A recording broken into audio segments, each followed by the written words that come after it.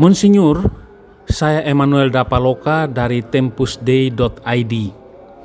Begini, kalau kita memperhatikan pemberitaan di Indonesia, mungkin juga di luar negeri, ada pemberitaan tentang sosok-sosok orang yang akan menggantikan Paus Fransiskus. Hemat saya, pemberitaan-pemberitaan itu melahirkan popularitas. Pertanyaannya, apakah popularitas itu berguna untuk saat-saat pemilihan dalam konklav itu? Terima kasih, Monsinyur.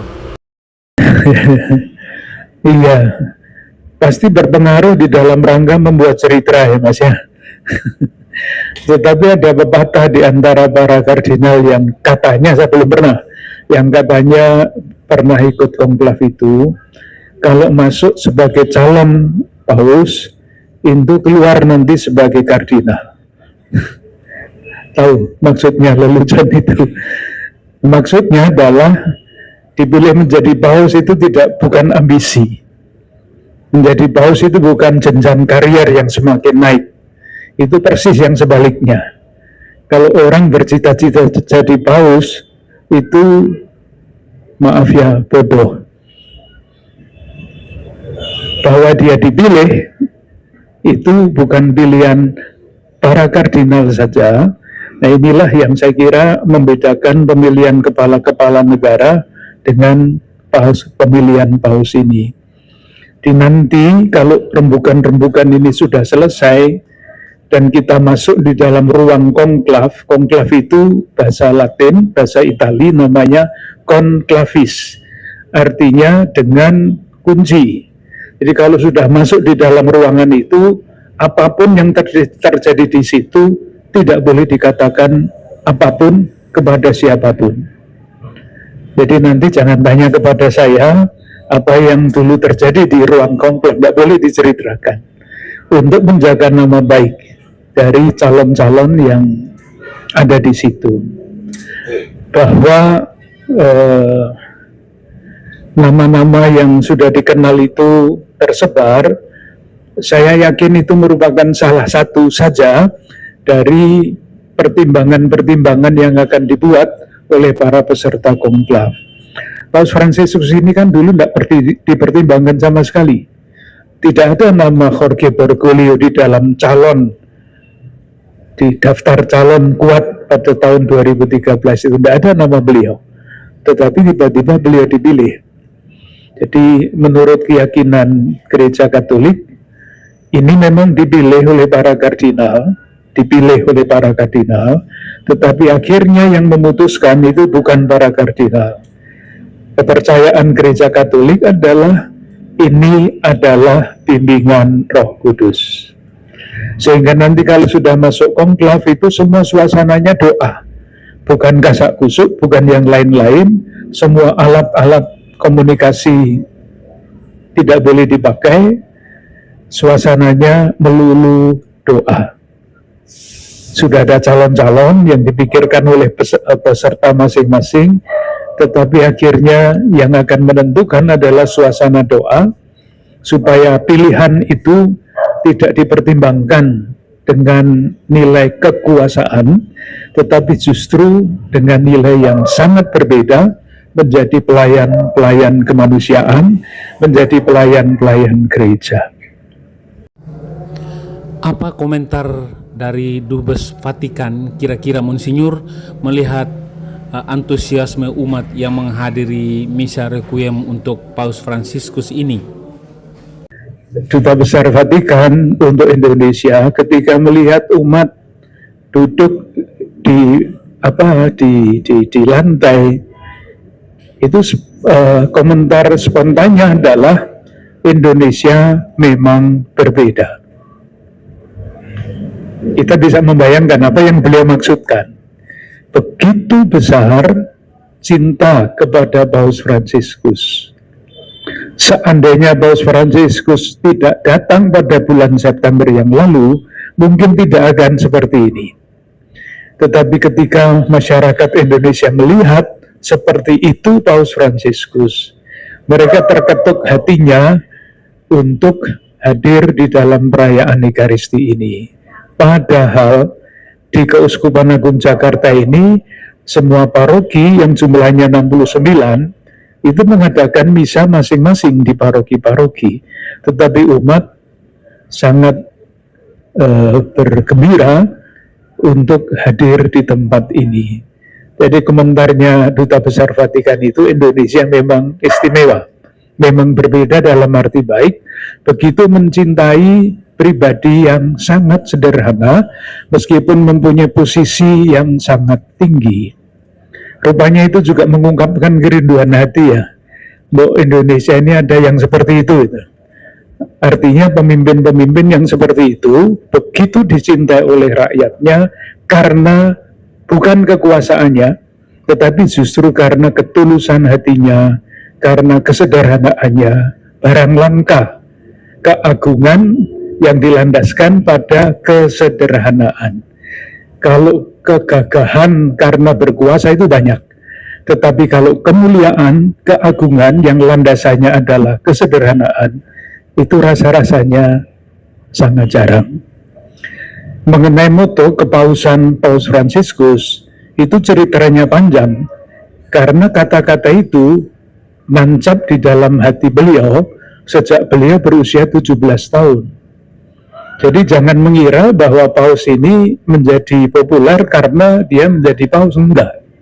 Sejarahnya panjang, maka tadi saya katakan kalau diceritakan panjang sekali, tetapi itulah yang saya coba ungkapkan di dalam tulisan pada hari ini, pengalaman akan Allah yang sejati. Itu diterima oleh Gergo Bergoglio pada waktu dia berusia 17 tahun.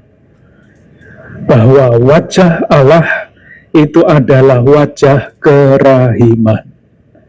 Faham dan pengalaman akan Allah itu sangat menentukan di dalam perkembangan pribadi seseorang.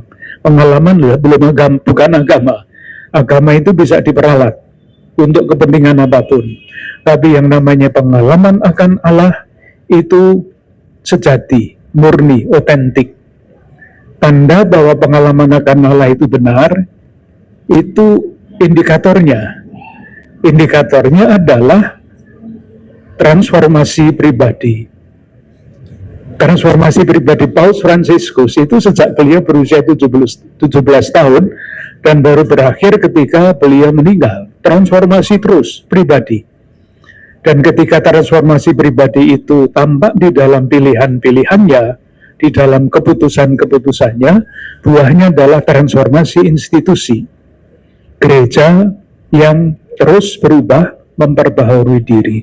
Jadi kata kuncinya 3 itu, Mas. Miserando atque eligendo, itu kalimat frase yang nancap pada dirinya ketika beliau baru berusia 17 tahun. Dan pengalaman itu menentukan pilihan-pilihannya yang sederhana, kesederhanaan, pakaiannya, dan sebagainya. Salibnya itu biasanya emas. Tetapi Paus itu tidak mau memakai salib emas, itu dijual saja untuk orang miskin. Yang dipakai adalah salib seperti ini, yang sangat sederhana, yang harus dicuci setiap kali dengan Pepsodent supaya tidak hitam. Beliau memilih itu. Dan pilihan yang sangat simbolik adalah ketika beliau memutuskan untuk tidak tinggal di istana kepausan, tetapi tinggal bersama dengan teman-teman fungsionaris Vatikan. Jadi 3 kata itu, Mas ya. Miserando atque eligendo itu adalah pengalaman akan Allah ketika beliau berusia 17 tahun. Indikatornya adalah transformasi pribadi. Indikator dari buah dari transformasi pribadi adalah transformasi institusi. Jadi kalau seandainya bangsa kita mengalami proses seperti itu, Indonesia emas akan sungguh terjadi pada tahun 2045. Syaratnya yang pertama, pengalaman akan Allah bukan agama, yang sejati, transformasi pribadi, tidak korupsi misalnya, atau tidak ikut-ikut di dalam judi online. Transformasi pribadi karena semuanya untuk kebaikan bersama, dan dengan sendirinya kalau itu terjadi transformasi institusi yang namanya negara ini.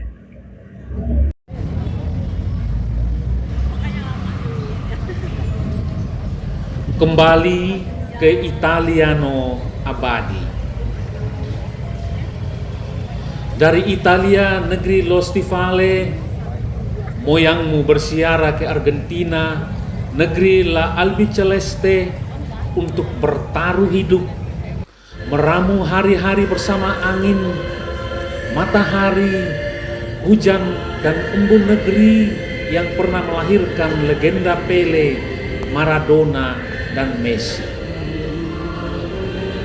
Jose Maria Bergoglio dan Maria Regina Sivori menyuapimu cinta, agar dengan cinta warisan guru agung itu, engkau pun menjadi cinta yang terpantul-pantul pada punggung dunia yang kemarau cinta. Di Buenos Aires, engkau menabur cinta di antara vilas miserias, memberi harapan bahwa hidup ini amat bernilai untuk diabaikan. Engkau bersahabat dengan Daniel, si tukang koran La Nación, yang berpendapatan rendah dan kadang minder itu. Engkau mengajarinya merajut kehidupan dalam ketekunan mulia, untuk hanya makan dan minum dari hati dan keringat asin nan suci. Papa Fransiskus, Yesus yang kau abdi membawamu ke pusara Santo Petrus di Vatikan untuk menahkoda gereja semesta, agar dari sana engkau melantangkan cinta pada dunia yang ingkar, untuk membasuh dan mengobati luka dunia yang kian bernanah diterjang benci. Dalam letihmu pun tatkala pneumonia hendak mengerangkeng raga dan cintamu, engkau tetap memandang dan mencintai Ukraina yang porak-poranda, Gaza yang tercabik-cabik, Haiti yang membengis, Myanmar yang menangis, dan seterusnya dan seterusnya. Tak peduli pada cengkraman bronkitis ganda, engkau tetap membesarkan hati mereka yang juga ringkih dan letih pada yubileum orang sakit. Dengan perlahan namun tegas kau katakan, derita yang kalian rasakan kini, itulah juga yang aku rasakan. Dan sehari setelah Tuhanmu, Tuhan kita bersama mengalahkan maut jahanam, usai lambaian terakhir tanganmu dan memendarkan berkat Urbi et Orbi, setelah tarikan napas terakhir, berkendara lengan perkasa Kristus karibmu, engkau melesat bagai anak panah menuju keabadian. Kini Kapela Santa Maria Maggiore pada puncak bukit Esquiline di seberang sungai Tiber yang perkasa.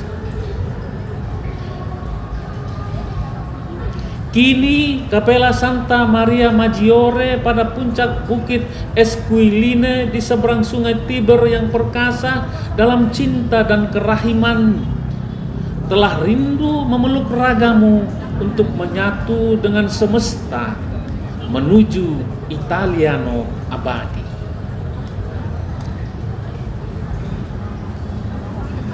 Kini Kapela Santa Maria Maggiore di puncak bukit Esquiline di seberang sungai Tiber yang perkasa dalam cinta dan kerahiman telah rindu memeluk ragamu untuk menyatu dengan semesta menuju Italiano abadi.